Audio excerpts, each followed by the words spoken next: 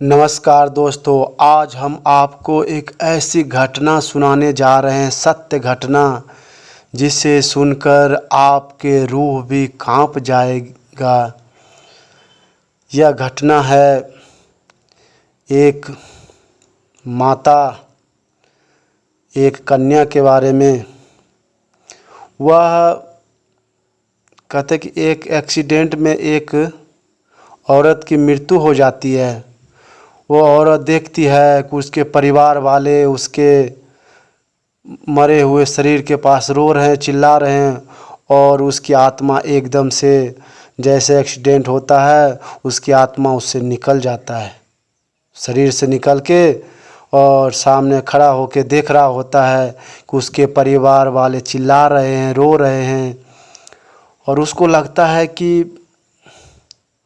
मैं तो यहाँ खड़ा हूँ, ये लोग क्यों रो रहे हैं, क्यों चिल्ला रहे हैं।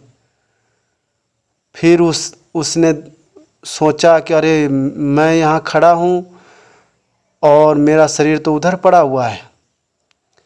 इतने में उसको लेने के लिए 4 जो है भगवान का दूत आते हैं।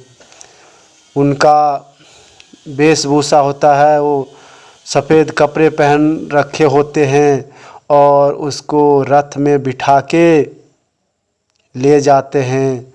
चलते चलते वो जो स्त्री होती है वो देखती है बादलों के ऊपर उसे ले जा रहे हैं।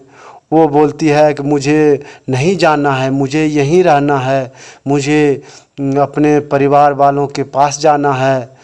तो वो 4 जो भगवान का दूत होते हैं वो बोलते हैं कि नहीं, अब तुम्हें इस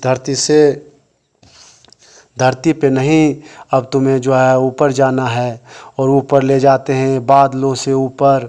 चलते चलते उसे रास्ते में एक नदी दिखाई देती है, और वो सोचती है कि यह कौन सा नदी है। उसे देख के वो डर जाती है। फिर वो यमदूत उसे जो है दिव्य दृष्टि प्रदान करते हैं। तब फिर वो अपने अंतरात्मा दृष्टि से देखती है, तो वो जो है खून पीव का नदी, उसमें सड़े हुए मांस, अजगर, मछली सब उसमें पड़े हुए हैं। वो स्त्री डर जाती है, कहीं मुझे यहाँ से इस नदी में न धक्का दे दें। लेकिन वो पुण्य कर्म कर रखी होती है, भगवान का भजन कर रखी होती है, इसलिए उसे और भी ऊपर ले जाते हैं। और वहाँ जब पहुँचते हैं भगवान के धाम, तो वहाँ उसे बहुत बड़ा एक महल दिखाई देता है। उस महल में बहुत ही सुंदर सुंदर दिव्य कमरे बने हुए, बाग बगीचा। फिर वहाँ पे उनका रथ रुक जाता है, और फिर उस रथ से उतर के वो स्त्री उस महल में प्रवेश करती है।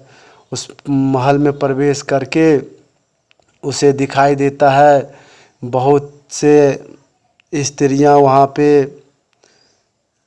घूम रही है, कोई सेवा कर रही है, कोई भजन कर रही है।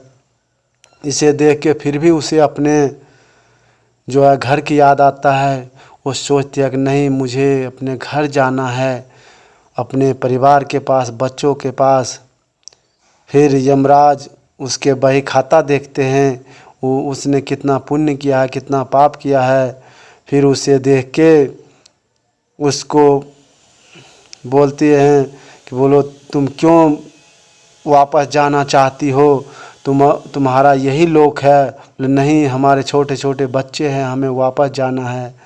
फिर जो है भगवान के दर्शन होते हैं उसको, और फिर भगवान से वो प्रार्थना करते हैं कि मुझे वापस भेजिए, मेरे छोटे छोटे बच्चे हैं। फिर भगवान उसे वापस भेजते हैं, और इस तरह जो है वो वापस अपने शरीर में आती है। उसके बाद वो सदैव जो है भगवान के भजन में लगे रहती है। तो भक्तों, इस कहानी से हमें यह सीख मिलती है कि हमें भी बुरे कर्मों से बचना चाहिए, क्योंकि जो भी हम बुरा कर्म करते हैं उसका लेखा जोखा भगवान के पास हर एक मिनट मिनट का जो भी खबर है उनके वेद शास्त्र में लिखा जाता है कि हमने कौन सा अच्छा कर्म किए, कौन सा बुरा कर्म किए, उसका सज़ा हमें भुगतना पड़ेगा।